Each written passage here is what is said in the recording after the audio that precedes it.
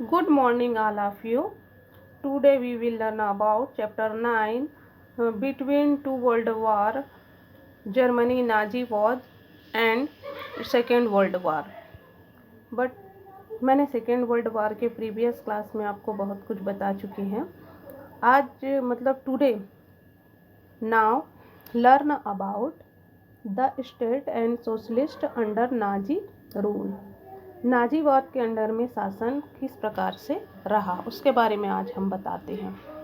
The administrative service and army under the Nazi government were loyal to Hitler, not the German national. It was compulsory for all administrative staff to become member of the front organization set up by the Nazi party. मतलब जो Nazi बहुत जैसे ही Hitler मतलब system में आया, government बनाया, उसने जितने भी पार्टीज थे उसको नाजी पार्टी के अंदर जो है शामिल कर दिया. सबको नाजी पार्टी के जो ऑर्गेनाइज यानी संगठन थे उसमें शामिल होना था.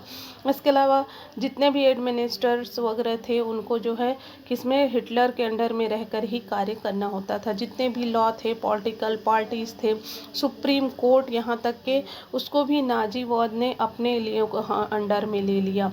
हिटलर ने नाजी गवर्नमेंट ने जो है अपने अंडर में लेकर जो है पॉलिटिकल पार्टी के अपोज्ड में जो है कोई भी कार्य ना हो सके नाजीवाद के काल में.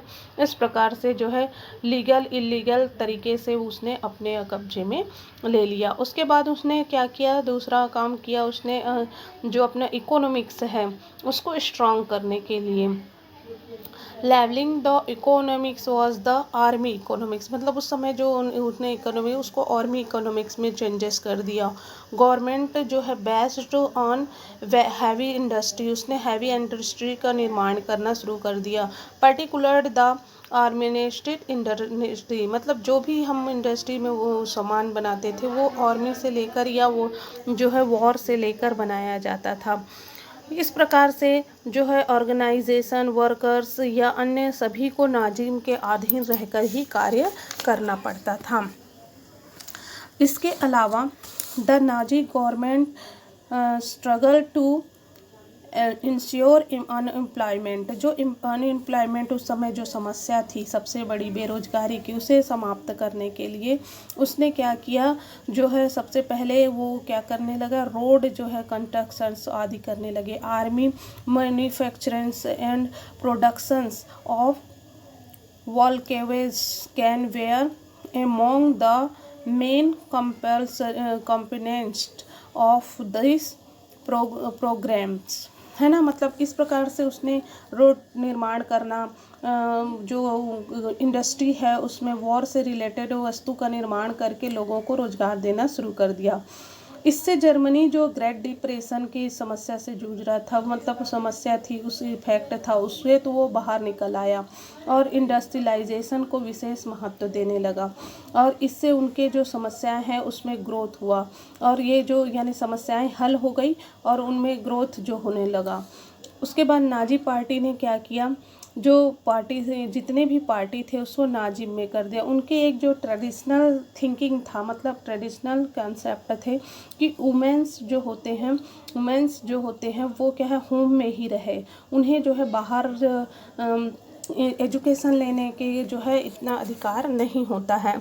वो चाइल्ड के जो है चाइल्ड का देख रेख करें, मतलब चाइल्ड को केयर करें और एजुकेशन में जो उनका पार्टिसिपेट था यूनिवर्सिटी में, उसको उन्होंने पहले जो 37 था प्रीवियस में उसको कम करके क्या किया, 10% कर दिया.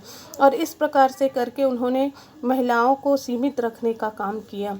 उसके बाद the Nazism main important changes in the education system to glorify Germany history. उसने जर्मनी हिस्ट्री मतलब एजुकेशन में क्या किया, एजुकेशन जो है उस बच्चों को जो है जर्मन हिस्ट्री के बारे में पढ़ाना शुरू कर दिया. साइंस में उसने रिसेम्स इन साइंस, रिसेम्स मतलब होता है जो नस्लवाद होता है, उस पर जो है ज़्यादा जो है दबाव डाल या प्रेशर दिया ताकि वहाँ के जो चाइल्ड हैं या बच्चे हैं वो क्या है शुरू से ही आर्मी से रिलेटेड जो है पढ़े या जो अपने नस्ल को जो है ऊंचा रखे, ऐसे उन्होंने कर दिया। इसके अलावा जो जैसे के विरुद्ध उन्होंने काम करना शुरू कर दिया, जो यहूदी होते थे उनके लिए जो है उन्होंने काम करना शुरू दिया, उन्हें शिक्षा यानी एजुकेशन व अदर क्षेत्रों से अलग कर दिया गया। पॉलिटिकल्स में उन्हें पार्टिसिपेट करने का जो है अधिकार नहीं दिया, मतलब राइट्स नहीं दिए। इस प्रकार से करके हिटलर ने जितने जो अपने देश के अधिकार थे गवर्नमेंट के, उसको सबको नाजीवाद से जोड़ दिया और अपना सिद्धांत को या अपने कंसेप्ट को उसमें लागू कर दिया। इस प्रकार से हमने देखा कि नाजीवाद ने किस प्रकार से अपना वर्चस्व स्थापित किया। टुडे इतना ही।